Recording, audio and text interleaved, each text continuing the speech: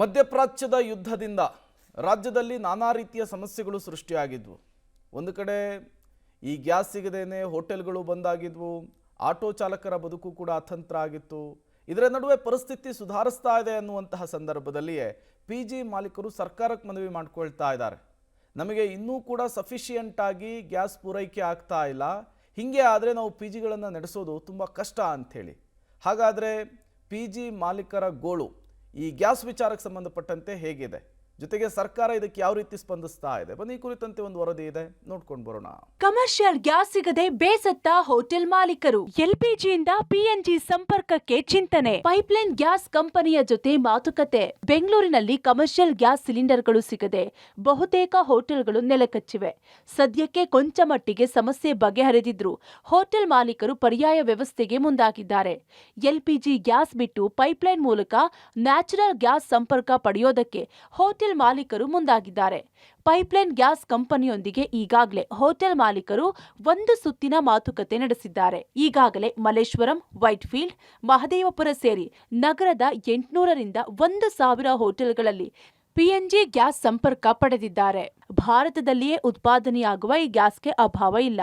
ರಾಜಾಜಿನಗರ, ಯಶವಂತಪುರ, ಬಸವನಗುಡಿ ಸೇರಿ ಹಲವು ಏರಿಯಾಗಳಿಗೂ ಈ ಪೈಪ್ಲೈನ್ ವಿಸ್ತರಿಸಿದ್ದು ಸಂಪರ್ಕ ಕೊಡಬೇಕಿದೆ. Provide some details about the natural gas pipelines and CGD activities going on in state of Karnataka. So we have a major pipeline that we call Dabhol to Bangalore actually. So Dabhol falls under Maharashtra and that line starts from Ratnagiri district and ends at Bangalore. So it is supplying natural gas. It is connected with a LNG terminal at Dabhol and commercial connections are at present 833 from 1st March to 22nd April. You can say lot of interest and lot of demand for PNG connectivity for commercial as well as industrial and as well as the domestic. NPG ನಿರಂತರ supply ಇದ್ದು ನಿಗದಿತ ದರದಲ್ಲಿಯೇ hotel ಮಾಲೀಕರಿಗೆ ಸಿಗಲಿದೆ.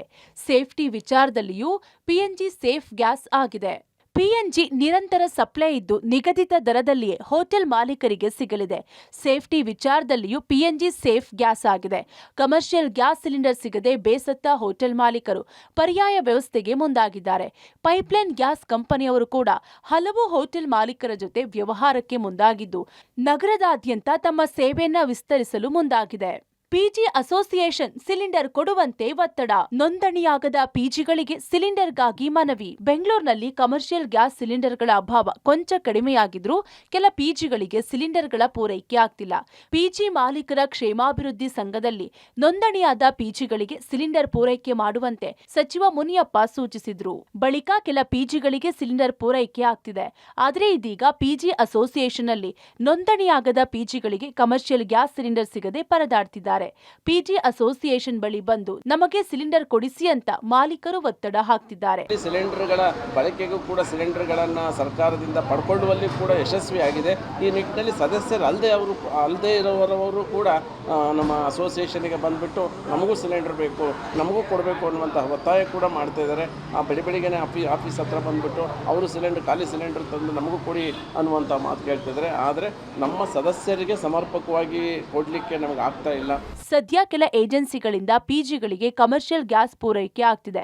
ಕೆಲ PG ಮಾಲೀಕರು ಮಾತ್ರ ದುಬಾರಿ ಹಣವನ್ನ ನೀಡಿ ಸಿಲಿಂಡರ್ಗಳನ್ನ ಖರೀದಿ ಮಾಡಿ ಪಿಜಿಗಳನ್ನ ನಡೆಸುತ್ತಿದ್ದಾರೆ. ಈ ಗ್ಯಾಸ್ ಸಿಲಿಂಡರ್ ಅಭಾವ ಪಿಜಿ ಮಾಲೀಕರನ್ನು ತಲ್ಲಣಗೊಳಿಸುತ್ತಿದೆ. Prakash D Rampur, public TV, Bengaluru.